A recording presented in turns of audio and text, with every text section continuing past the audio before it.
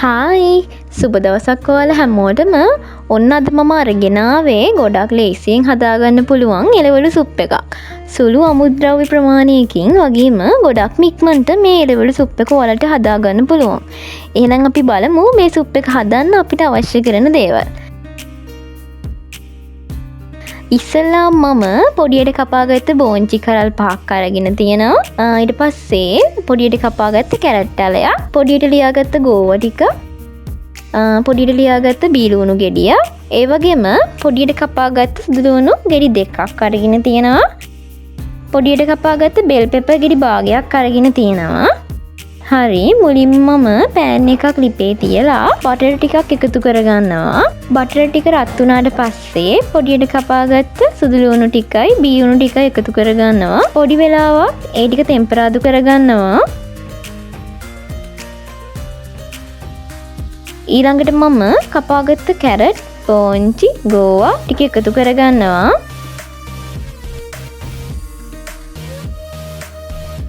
ඒ ටිකත් පොඩි වෙලාවක් ටෙම්පරාදු කරගන්නවා. ඊට පස්සේ ලුණු කුඩු අවශ්‍ය ප්‍රමාණයට එකතු කරගෙන වතුර මිලිලීටර් 500ක් මම එකතු කරගන්නවා.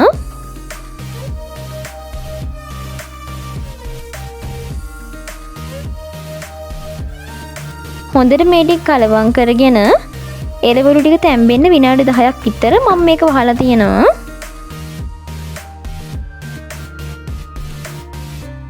හරි, විනාඩි 10කට පස්සේ පොඩියට කපාගත්ත බෙල් පෙපර් ටිකත් මම එකතු කරගන්නවා. ඉතින් මේක අවශ්‍යම නැහැ. ඒ වෙනුවට ඔයාලා කන්න කැමති වෙන එළවලු වර්ගයක් වුණත් එකතු කරගන්න පුළුවන්. ඒ ටිකත් තැම්බෙන්න තව විනාඩියක් විතර මේක ආපහු වහලා තියෙනවා. ඊළඟට මම ඉරිඟු පිටි තේ හැඳි 2කට වතුර ටිකක් එකතු කරගෙන මේ විදිහට හොඳට කලවම් කරගෙන ඒකත් සුප් එකට එකතු කරගන්නවා.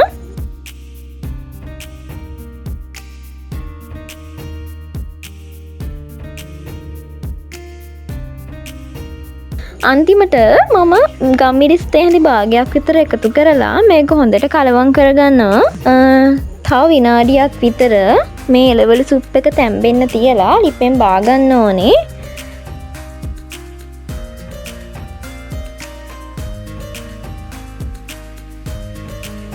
හරි, ඔන්න අපේ එළවලු සුප් එක හදාගෙන ඉවරයි. ඉතින් ඔයාලටත් පුළුවන් ඒ වැඩි වෙර නැතුව පොඩි වෙලාවකින් මේ සුප් එක හදලා රස බලන්න. මේ වගේ සරල රෙසිපි වීඩියෝ ඉදිරියටත් බලන්න මගේ channel එකත් subscribe කරලා තියාගන්න. එහෙනම් තවත් රෙසිපි වීඩියෝ එකකින් ඉක්මනටම හමු වෙමු. ඔයාලට සුබ දවසක්.